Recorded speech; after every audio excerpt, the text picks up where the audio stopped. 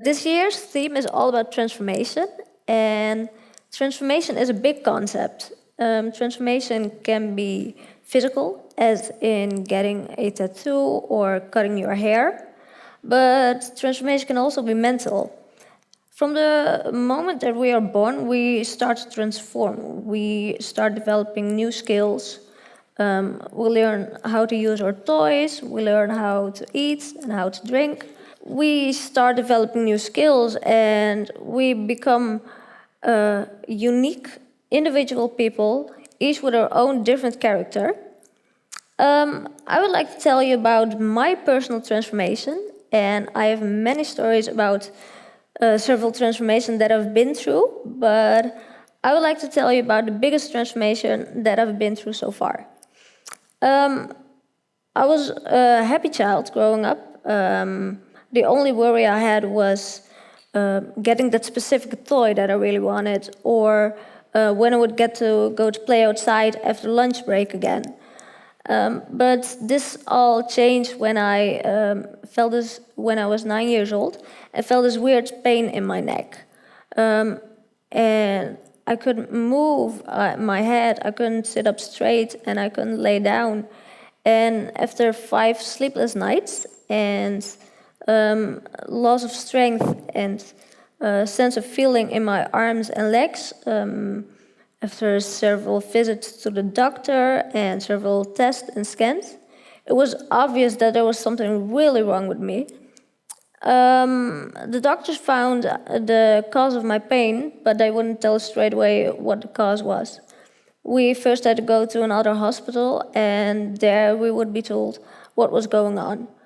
When we finally arrived at the hospital, we were brought into a private room full of doctors, and they had this serious look on their face. And that was the moment they finally told us what was going on and what the cause of my pain was. And the bomb was dropped. I had spinal cord cancer.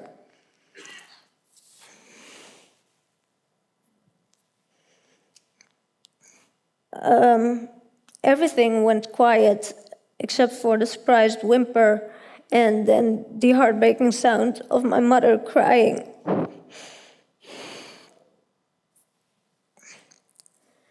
While the doctors tried to explain how serious it was, there was just one thing that I could think about, and that was, are they going to cut into my body?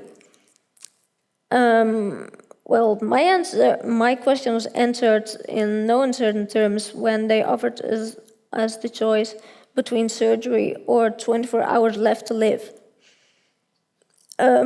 My parents made the choice, and the very next day it was my turn to lay on the cutting board, also known as the operation table, and let the doctors do their job. The surgery wasn't going to be easy because there was a chance that I could die, I could become mentally handicapped, or I could end up paralyzed. And after 14-hour surgery, I woke up not knowing whether I had a mental disorder or arms and legs that weren't working anymore. And after I started to realize what I was left with, so I ended up paralyzed, luckily. And I can hear you all thinking, why, luckily? Well, I still knew who I was. I recognized my parents, my surroundings, and I knew who my siblings were. And that was the most important to me. So talk about a transformation. I mean, I transformed from a girl who was running up and down the streets into someone who couldn't even scratch her own head. Which, by the way, I can do now, you see?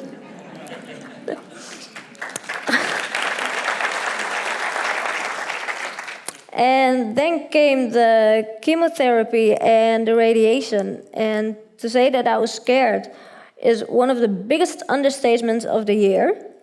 And after months of rehabilitation, I could hold a pen again, I could brush my own teeth, and I could write again. And that's when I realized that school was my biggest distraction from the cruel change in my life. I went back to school, and I was surrounded by friends who still treated me for the person that I am. And when my rehabilitation program was over, and could go home, I discovered how much I had changed. I was more angry because I couldn't do the things that I used to do on my own, and I was angry because I felt like I was a liability to my mother. And eventually I couldn't stand the anger anymore, and that's when I decided to start adding color to my life again. And I did that by accepting my faith.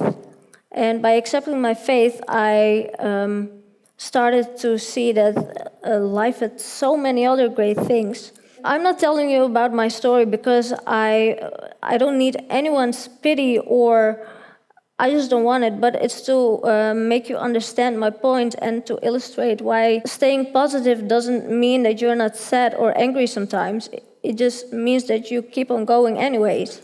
It's just important to know that there's nothing stopping you from wanting to achieve the things you want in life, and you just have to believe in the power of transformation, because transformation needs courage, and everyone has the spark to transform.